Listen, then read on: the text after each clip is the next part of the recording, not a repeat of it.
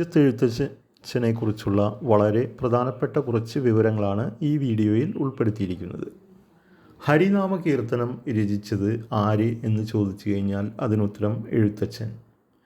മലയാള ഭാഷയുടെ പിതാവ് എഴുത്തച്ഛനാണ്. മലയാള ഭാഷയുടെ പിതാവ്.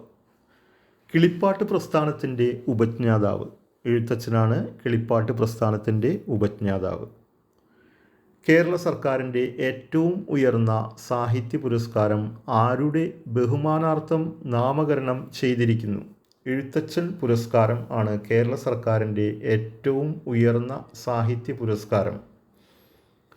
മലയാളം സർവകലാശാല ആരുടെ ബഹുമാനാർത്ഥം നാമകരണം ചെയ്തിരിക്കുന്നു? തിരൂർ ആരുടെ ജനനം കൊണ്ട് പ്രസിദ്ധമാണ്? എഴുത്തച്ഛൻ്റെ ജനനം കൊണ്ട് ആണ് തിരൂർ പ്രസിദ്ധമായിട്ടുള്ളത്. ആധ്യാത്മരാമായണം രചിച്ചത് ആര്? എഴുത്തച്ഛൻ.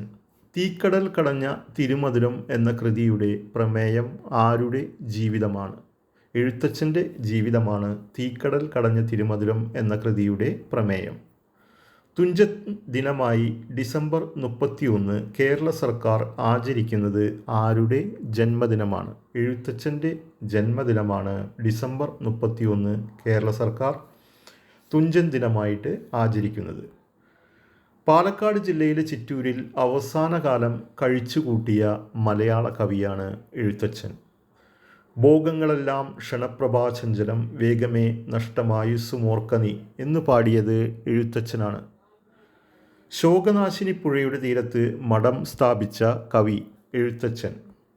ഇത്രയുമാണ് എഴുത്തച്ഛനെ കുറിച്ചുള്ള വളരെ പ്രധാനപ്പെട്ട PSC ചോദിക്കാൻ സാധ്യതയുള്ള ചോദ്യോത്തരങ്ങൾ.